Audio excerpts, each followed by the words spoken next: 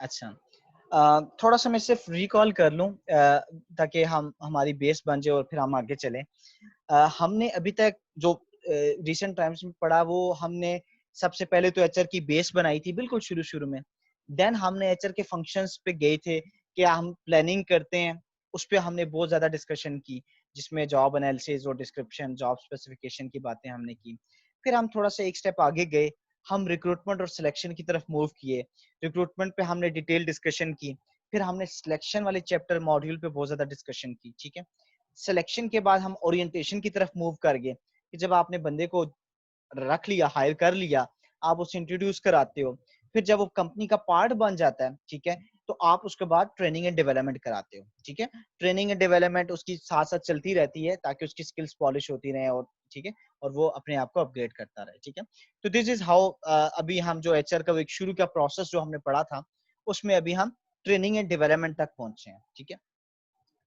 Training and development के साथ ही एक और फंक्शन होता है, उसको टैलेंट मैनेजमेंट के नाम भी से भी लोग जानते हैं, टैलेंट डेवलपमेंट भी कहते हैं, ठीक है बेसिकली उसी तरह ही कि एम्प्लॉय की डेवलपमेंट और उसका जो कैरियर है वो साथ साथ क्या होना चाहिए, डेवलप होना चाहिए, ठीक है। तो इसको आज हम थोड़ा सा देखते हैं। ये बड़ा शॉर्ट सा एक मॉड्यूल है, ठीक है। क्योंकि ट्रेनिंग एंड डेवलपमेंट के साथ ही इसका लिंकेज है, तो मैंने कहा इसको कवर कर लूं, देन इंशाल्लाह फिर हम नेक्स्ट फंक्शन की तरफ जाएंगे, परफॉर्मेंस मैनेजमेंट, और फिर उस पर हम बात करेंगे। Talent management and talent development basically है क्या? ये मैं आपको स्लाइड्स नजर आ रही होंगी, इसमें हाईलाइट भी कर दिया कि इस बेसिकली इससे मुराद ये है कि आपने जो एम्प्लॉयज को हायर किया, अब आपके कुछ कोर पर्पसेस हैं, प्राइमरी पर्पसेस हैं, वो क्या हैं कि वो बंदा या बंदी अट्रैक्ट रहे टुवर्ड्स द जॉब, ठीक है, अट्रैक्शन रहे, ठीक है। किसी भी चीज की तरफ अट्रैक्शन हो तो आप फिर ज्यादा कोशिश करते हो, ठीक है, उसको मेंटेन करने की, उसको पाने की, ठीक है। फिर इसी तरह उसको साथ साथ आपने डेवलप करना है, ठीक है। डेवलप इन अ सेंस उसकी स्किल्स अपग्रेड होनी चाहिए, वो कैरियर में ग्रो करे, ठीक है। और साथ वो रिटेन रहे, रिटेंशन, ठीक है। रिटेंशन कहते हैं कि आ तो गया, हमने उसको याद है बड़े डिफरेंट कम्प्लेक्स प्रोसीजर से गुजारते हुए, पर्सनैलिटी टेस्ट, फिर वर्क सैम्पलिंग टेस्ट, इंटरव्यू में डिफरेंट क्वेश्चंस पूछ के और बड़ा वो क्राइटेरिया सख्त बना के उसको हायर किया था, ठीक है। तो अब जाहिर सी बात है, वो वुड नॉट लाइक के वो इतनी जल्दी छोड़ के चला जाए या कोई और छोड़ के चला जाए। तो हमारा एचआर का जो एक फोकस होना चाहिए वो ये भी होना चाहिए कि बंदा आ तो गया लेकिन उसके बाद वो रिटेन रहे कंपनी के अंदर, ठीक है। तो ये प्राइमरी पर्पसेस हैं टैलेंट मैनेजमेंट के, कि वो अट्रैक्ट रहे, वो साथ से डेवलप करता रहे, कैरियर में ग्रो करता रहे, ग्रोथ उसकी होती रहे, ठीक है, और वो रिटेन रहे कंपनी के अंदर, ठीक है। अच्छा, कोई मुझे बता सकता है कि अगर वो रिटेन नहीं रहता, लेट्स सपोज, और वो छोड़ के चला जाता है, तो एचआर को क्या क्या नुकसान हो सकता है, फाइनेंशियली और नॉन फाइनेंशियली? सर इमेज खराब होगा उसको। कंपनी का, गुड, सही है। सर कॉस्ट चार्ज होगी अगेन, जो दोबारा हायरिंग करेंगे, और लेंथी प्रोसीजर उनके लिए, मतलब रुक जाएगा उनका काम। Good, very good. सर उनका ना डेली रूटीन का काम मुतासिर हो जाएगा। मुतासिर होगा, बिल्कुल सही। वो बंदा चला गया है, अब कौन करेगा काम?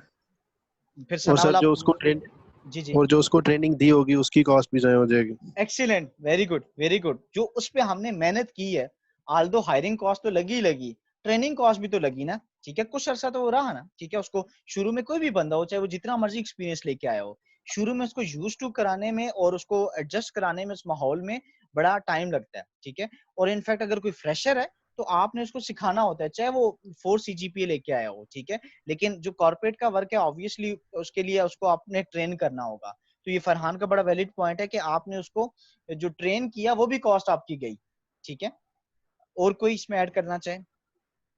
इसके अलावा सर इंफॉर्मेशन लीक का भी जो है इशू हो सकता है कि अगर जो है ना वो कंप्यूटर के पास चला जाए तो वो हो जाएगा। एक्सीलेंट, वेरी गुड, बिल्कुल सही। और इनफैक्ट हमने एक केस स्टडी डिस्कस की भी थी इस तरह की, कि वो ना सिर्फ एम्प्लॉय खुद गया था बल्कि अपने साथ कई लोगों को लेके गया था डिफरेंट अपनी पुरानी ऑर्गेनाइजेशन में, ठीक है। नॉलेज वो वहां से चुरा के या सीक्रेट चुरा के, ठीक है।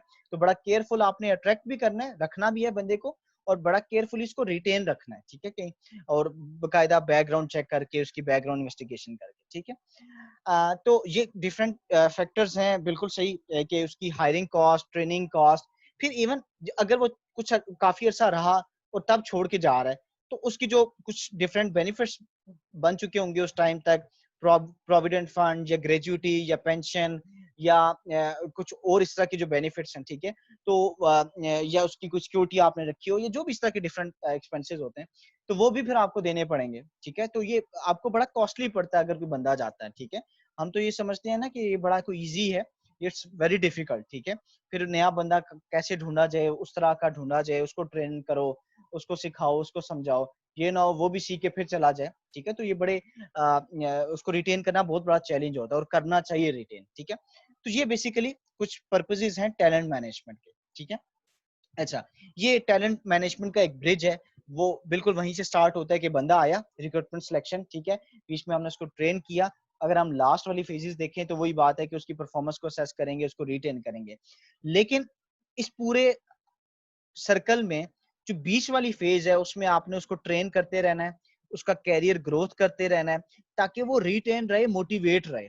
इसकी एक छोटी सी मिसाल है, फॉर एग्जांपल आप कोई क्रिकेट मैच देखते हो, ठीक है, अगर शुरू के ओवर्स में भी अच्छा स्कोर हो गया, लेट्स सपोज, और आखिरी 10 ओवरों में भी अच्छा हो गया, लेकिन अगर बीच के ओवरों में आपने बिल्कुल ही 2-3 की एवरेज से खेला तो आप एक अच्छा टोटल कभी भी नहीं दोगे।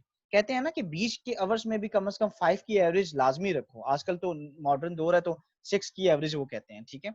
सिर्फ कहने का मकसद ये है कि एंट्रेंस के पॉइंट पे भी हम जान तो मारते हैं, एग्जिट पे भी जान मारते हैं कि वो छोड़ के ना जाए और सारा कुछ, ठीक है, लेकिन बीच वाली जो फेज है ना, जब वो बीच में एम्प्लॉय आपका है, ठीक है, रेगुलर, आप उसको ऐसे मौके दो कि वो डेवलप होता रहे, उसको अपनी प्रमोशनल अपॉर्चुनिटीज नजर आती हो, तभी वो रिटेन रहेगा, कैरियर ग्रोथ उसकी करते रहो, ठीक है। तो ये basically talent management, talent development है, ठीक है। अच्छा, फिर एक इंडिविजुअल, एक आम इंसान अपना कैरियर चूज कैसे करता है, उसके आगे भी कुछ फैक्टर्स आएंगे जो प्राइमरी कुछ रीजंस हैं उसमें। देखें, हर इंसान कुछ ना कुछ अपने लाइफ में कैरियर गोल्स सेट करता है, ठीक है, कि मैं ये बनना चाहता हूँ, ठीक है, या मैं ये बनना चाहता हूँ, ठीक है, और फिर वो उसको पाने के लिए ऑब्वियसली कोशिश शुरू कर देता है, ठीक है। वो कैरियर गोल जो सेट करता है उसमें एक one of the reason is self assessment, कि अपने आप को जरूर असेस करो, अपने आप को जरूर इवेल्युएट करो कि आया जो मैं बनना चाहता हूँ क्या मेरा कैलिबर है, कैलिबर इन अ सेंस मेरे अंदर वो स्किल्स हैं जो उस पर्टिकुलर फील्ड की रिक्वायरमेंट है। फॉर एग्जाम्पल, अगर मुझे कोई कहे कि यार आप डॉक्टर बन जाओ, ठीक है, या मैं अगर डॉक्टर बनना चाहता हूँ, ठीक है, मैं मेडिकल डॉक्टर की बात कर रहा हूँ, लेकिन I may not become, the reason is मेरी जो अभी तक जितना भी वो बैकग्राउंड है वो कॉमर्स और बिजनेस साइड का है, ठीक है, उस तरह साइंस सब्जेक्ट्स कभी उस तरह स्टडी किए भी नहीं है, ठीक है। तो इट मींस के शायद मेरा एम्बिशन तो हो सकता है, लेकिन मैं अगर सेल्फ असेसमेंट करूं तो वो उनकी आपस में कोई मैच ही नहीं है, ठीक है। तो आप अपनी सेल्फ असेसमेंट करते हुए, अपने आप को देखते हुए कि मैं किस एरिया में स्ट्रांग हूँ, आप नॉर्मली उसी फील्ड को चूज करते हैं, ठीक है। फिर उसके बाद फीडबैक भी आपको लाजमी चाहिए अपने उस पर्टिकुलर डिसीजन पे कि आया मैं सही ट्रैक पे जा रहा हूँ या नहीं, ठीक है। अच्छा, एक छोटी सी एक्टिविटी हम करते हैं। आई वुड लाइक कि आप में से काफी लोगों ने, जाहिर सी बात है, अपना कैरियर, कुछ लोग तो उसको परस्यू कर रहे हैं, कुछ लोगों का अभी भी ड्रीम होगा कि ड्रीम कह लो या एक मतलब गोल होगा कि यार हम इस फील्ड में जाना चाहते हैं, इस फील्ड या ये डेजिग्नेशन हासिल करना चाहते हैं, या ये इस पर्टिकुलर ऑर्गेनाइजेशन को सर्व करना चाहते हैं। तो आप जस्ट मुझे आप वो बता दो कि क्या आपका कैरियर गोल है और आपको कैसे लगता है वो कैरियर गोल आपकी पर्सनैलिटी के साथ अलाइन है, मतलब क्या प्लस हैं आपके पास जो उस कैरियर को या उस गोल को अटेन करने में मदद दे सकते हैं, ठीक है। तो कोई आप में से वॉलंटियर 3-4 लोग अपनी अगर स्टोरी शेयर कर दें थोड़ी सी।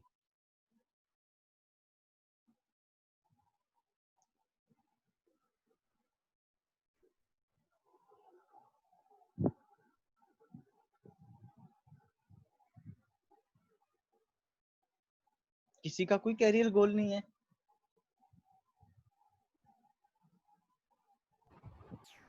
है तो सही काफी लोग होगी, लेकिन जो है ना वो बोले नहीं जा रहे। शर्मा रहे हैं? I guess so. अच्छा, कोई भी मेरा खुद जो है ना, जी मेरा खुद कासिम। अपना जो था एंटरप्रेन्योरल का था कि मैं खुद अपना जो है ना बिजनेस स्टार्ट करूंगा, और उसके लिए जो है ना मेरी प्लानिंग भी वगैरह की हुई थी कि क्या क्या जो है ना करना है। पूरी मैंने एक बिजनेस की स्टडी भी जो है ना वो बनाई थी। लेकिन उससे पहले मैं जब वो चीज़ स्टार्ट कर रहा था तो उसमें मुझे लगा कि मुझे मुख्तलिफ चीज़ें जो फील्ड से उसके रिलेटेड है उसके मुताबिक मुझे कुछ जो है ना पर्सनल एक्सपीरियंस मुझे होना चाहिए ऑर्गेनाइजेशंस के जो है ना वो किस तरीके से वो उनको डील कर रहा है। मैंने स्टार्ट में जब मैंने किया हुआ था, मैंने मार्केटिंग भी की है स्टार्ट में, मार्केटिंग फील्ड में मैं एंटर हुआ था। एक साल तकरीबन मैं वहाँ रहा हूँ। उसके बाद मैं कस्टमर सर्विसेज में आ गया जोन में। ठीक है। वहाँ से मैंने कस्टमर सर्विसेज और उनकी प्रोसीजर्स वगैरह मार्केटिंग से रिलेटेड भी थी और दूसरी भी चीज़ें थी, तो वो मैंने जो है ना जोन में उसको भी जो है ना काफ़ी कुछ वहाँ से भी गेन किया है।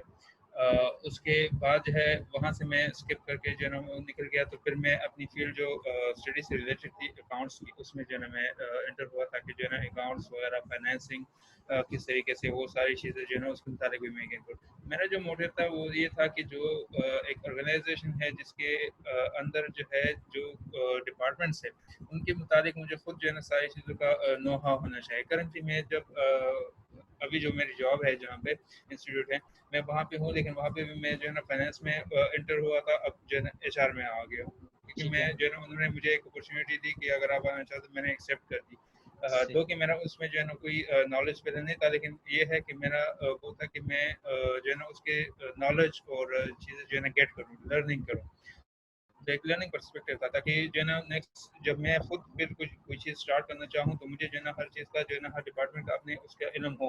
क्योंकि मैं समझता हूँ कि अगर आप किसी फील्ड में ग्रो करना चाहते हो या जो है ना एंटर होना चाहते हो बीइंग अ बिजनेसमैन या जो है ना एंटरप्रेन्योर, तो आपके पास जो है ना उनकी नॉलेज होनी चाहिए उस फील्ड की, उस अपनी जो जहाँ पे आप बिजनेस करना चाह रहे हो उस फील्ड की जो है ना ग्रेस अगर आपके पास हो, नॉलेज हो, तभी जो है ना आप सक्सेसफुल हो सकते हो। तो ये जो है ना एक एफर्ट्स है जो कि अब तक चली आ रही है, और इंशाल्लाह आई होप सो कि मैं जो है ना उसमें कर लूँगा, तो फिर आगे स्टार्ट करूँगा। प्लानिंग अभी हो रही है, कुछ कुछ हो चुकी है और तकरीबन कंप्लीट होने वाली है, तो लेट्स सी आगे क्या होता है। बिल्कुल सही, इंशाल्लाह इंशाल्लाह कासिम भाई। इसमें बिल्कुल सही जो कासिम की डिस्कशन की कंक्लूजन है वो यही है कि you must have a grip on that particular field. Grip in a sense कि आप अगर कुछ वैसा बनना चाह रहे हो तो ऑब्वियसली फिर आपको उस फील्ड के अंदर डेप्थ में जाना पड़ेगा उसकी इनसाइट्स लेने के लिए, उसकी उसका जो नॉलेज है वो हासिल करने के लिए, तभी आप उसमें एक्सपर्ट कह लो या उस कैरियर को ऑप्ट कर सकते हो। ठीक है, इसके अलावा कोई एक दो और अपनी अगर शेयर कर दें कि या तो उन्होंने कैरियर गोल अचीव कर लिया है या वो अभी कैरियर गोल की तरफ मूव कर रहे हैं, तो उन्होंने वो कैरियर चूज किस बेस पे किया है बेसिकली। जैसे कासिम सेड कि वो फाइनेंस की तरफ इंक्लाइन था, ठीक है, एचआर की तरफ अगर उसको जॉब मिली तो उसने एज अ चैलेंज लिया। ये भी बड़ा एक मतलब आपका बड़ापन होता है कि आप इस तरह के चैलेंजेस एक्सेप्ट करो और फिर आगे परस्यू करो। कोई और एक दो अगर लोग शेयर कर दें अपने कैरियर गोल्स। सर ऐसे है कि मैं ना मेरा पहले था आईटी में ना, मतलब आईटी में इंटरेस्ट था। फिर मैंने 2-1 साल आईटी में काम किया, तो मतलब वो मैंने देखा कि उसमें रात भर जागना पड़ता था, और मैं ना मतलब ये फ्रीलांसिंग करता था, ठीक वेब है। डेवलपमेंट करता था मैं। ठीक है। तो उसके उसके बाद फिर मैंने ना मतलब वो फील्ड देखी कि रात भर जागना पड़ता था, तो मैंने वो फील्ड छोड़ के फिर कॉमर्स की फील्ड ज्वाइन की।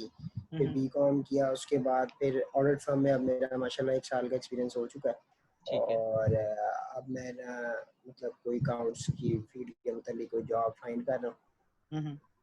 अच्छा एक चीज तो हसन, आप आईटी से ठीक है फाइनेंस की तरफ मूव कर गया, आपने आईटी की रीजन दी कि लेट नाइट ड्यूटी और ये सारा कुछ, लेकिन why accounts and finance, why not some other field, ये इस तरफ क्यों गए हो आप? मुझे लगता है कि ना अकाउंट्स और फाइनेंस की फील्ड ना ये आसान है सबसे ज़्यादा। अच्छा। और जो आईटी की फील्ड है वो आसान थी, लेकिन उसका इशू ये था कि उसमें आपको रात भर जागना पड़ता था। और कॉमर्स की तो ऐसे है ना कि आपकी एक टाइमिंग है, आपने 9 से 5 करनी जॉब या जो भी है, तो उसके बाद आप फ्री हैं। लेकिन आईटी की फील्ड में आप फ्री नहीं, आपको 24 घंटे ही ड्यूटी देनी है। असल में ये एक कुछ है। एक छोटा सा आपको कंसेप्ट बताता हूँ। कल मेरी एक क्लास चल रही थी तो उसमें बात हो रही थी टेलीवर्किंग या वर्क नेटिंग, एक नया कॉन्सेप्ट है कि पहले किसी ज़माने में वो जैसे अभी आपने कहा ना कि कॉमर्स में तो एक 9 to 5 या एक वो ड्यूरेशन है जॉब की, ये अब खत्म हो रही है। खत्म इन अ सेंस इस तरह कि अब now you are employ for 24/7, ठीक है? अब आप 24/7 के एम्प्लॉय हो।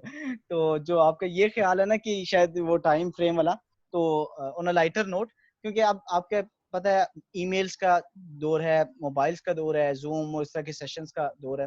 तो नाउ मतलब आपको किसी भी टाइम मीटिंग कॉल हो सकती है, किसी भी टाइम कोई, अगर हम सिर्फ इस प्रोफेशन की बात करें, किसी भी स्टूडेंट ने कोई भी अगर उसको इश्यू है, ठीक है, पर्सनल इश्यू या प्रोफेशनल इश्यू, वो किसी भी टाइम आपसे डिस्कस कर सकता है, ठीक है? ईमेल पे, फ़ोन पे, ये वो। तो नाउ वो जो एक खास तौर पे 9 to 5 वाला एलिमेंट था ना, वो आप कहीं न कहीं एक्सक्लूड हो रहा है। अब आप 24/7 की ऑलमोस्ट एम्प्लॉय बनते जा रहे हैं।